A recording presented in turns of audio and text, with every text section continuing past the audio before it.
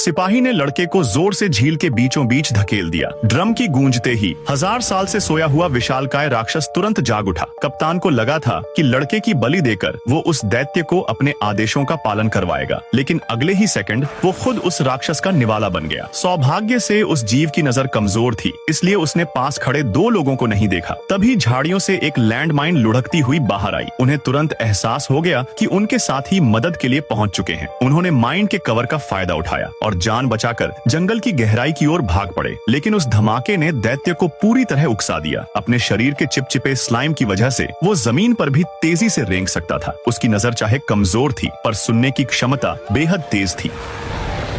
वे डरते भागते हुए झील के किनारे पहुंचे और तेजी से एक छोटी नाव पर सवार होकर नॉटिलस की ओर दौड़ पड़े। पहले कप्तान को यकीन नहीं था कि इस द्वीप पर 300 फुट लंबी ईल हो सकती है, लेकिन जैसे ही वो विशाल शरीर धीरे धीरे जंगल से बाहर आया, उसे आखिरकार उनकी बात पर विश्वास हो गया। खुशकिस्मती से राक्षस ने अभी तक झील की सतह पर खड़े नॉटिलस को नहीं देखा था। कप्तान ने तुरंत जहाज खाली करने का आदेश दिया, लेकिन इंजन स्टार्ट होने की आवाज सीधे उस राक्षस के कानों में गूंज गई। वो बिजली की गति से पानी में गोता लगाकर सीधे उनकी ओर लपका। अब उनकी उम्मीदें खत्म हो चुकी थीं, क्योंकि पानी तो उसका अपना इलाका था। इससे पहले कि क्रू कुछ कर पाते, उसने जहाज को अपनी पकड़ में कस कर लपेट लिया। नॉटिलस जोर जोर से हिला और क्रू के लोग इधर उधर गिरते गए, लेकिन असली डर तब शुरू हुआ जब जहाज को झील की गहराई तक घसीटने के बाद उस दैत्य के शरीर से तेज चमकती नीली रोशनी निकलने लगी। तभी सबके होश उड़ गए, क्योंकि वो कोई साधारण राक्षस नहीं, बल्कि एक विशाल इलेक्ट्रिक ईल था। इतने शक्तिशाली राक्षस के सामने क्या नॉटिलस के क्रू इस मौत के मुंह से बच पाएंगे? $10 बिलियन की विरासत पाने के लिए इस महिला ने अपनी जुड़वा बहन को एक ऊंची चट्टान से धक्का दे दिया। सुसाइड जैसा दिखाने के लिए उसने तुरंत अपना फोन निकालकर रिकॉर्डिंग शुरू कर दी। कैमरे के सामने खड़ी होकर उसने गंभीर आवाज में कहा, जब भी मेरी लाश घर के पास वाली चट्टान के नीचे मिले तो समझ जाना वो मैं ही हूँ। रिकॉर्डिंग खत्म होते ही उसने वीडियो सोशल मीडिया पर पोस्ट कर दिया। वो अपनी बहन को आखिरी बार देखने ही वाली थी कि तभी उसकी नजर चट्टान के किनारे एक नकली पैर पर पड़ी। जब उसने उसे उठाकर नीचे देखा तो उसे अपनी बहन का शरीर देखकर झटका लगा। उसे पता चला कि उसकी बहन विकलांग हो गई है। उसने उस लाश को अपना बताने के लिए बहुत मेहनत की थी, पर अब सब बर्बाद हो चुका था। घबराकर उसे याद आया कि जो वीडियो उसने अपलोड किया था वो अभी भी अपलोड हो रहा है। खुशकिस्मती से इंटरनेट का सिग्नल कमजोर था। जैसे ही अपलोड खत्म होने वाला था, उसने फोन को एयरप्लेन मोड में कर दिया। कुछ देर सोचने के बाद वो चट्टान से नीचे भागती हुई चिल्लाने लगी, मेरे जैसा दिखना था। अब सब जान जाएंगे कि तुम मैं नहीं हूँ। अब मैं ये दिखावा कैसे करूँ?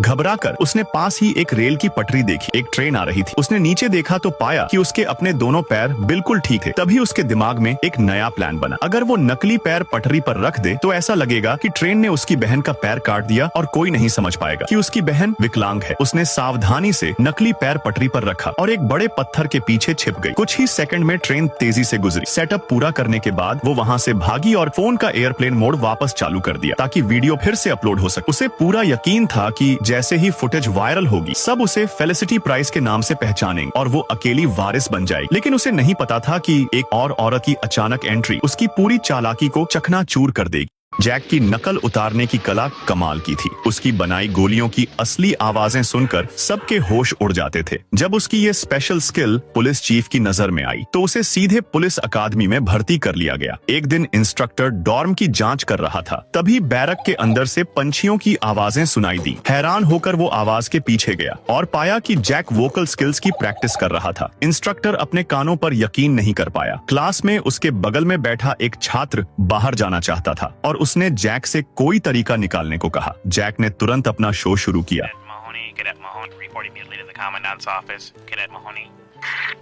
इंस्ट्रक्टर को आवाज बिल्कुल असली लगी और उसने छात्र को तुरंत बाहर जाने को कहा। योजना सफल होते देख जैक ने फिर लाउडस्पीकर की आवाज की नकल की और इंस्ट्रक्टर को ट्रेनिंग ग्राउंड तक भेज दिया। जैक की वोकल मिमिक्री इतनी जबरदस्त थी कि शेविंग रेजर की आवाज भी असली लगती थी। एक दिन कुछ अधिकारी कानून व्यवस्था संभालने के लिए बाहर गए, लेकिन अचानक गुंडों के एक झुंड ने हमला कर उन्हें चारों तरफ से घेर लिया। अधिकारी अपने सीनियर की कार पर चढ़ गए, लेकिन गुंडों ने कार को भी घेर कर जोर जोर से हिलाना शुरू कर दिया। सीनियर ऑफिसर ने लाउडस्पीकर उठाकर धमकी दी, 5 सेकंड में हट जाओ, नहीं तो गिरफ्तार कर लूंगा। गुंडे अपनी संख्या पर भरोसा करके कार को और जोर से हिलाने लगे। तभी जैक के दिमाग में एक तरकीब आई। उसने माइक लेकर अपनी वोकल परफॉर्मेंस शुरू कर दी। असली जैसे गोलीबारी के धमाकों से गुंडे डरकर तितर बितर होकर भागने लगे। मौका देखकर ऑफिसर ने तेजी से गाड़ी स्टार्ट की और वहां से निकल गए। जब तक गुंडों को पता चला कि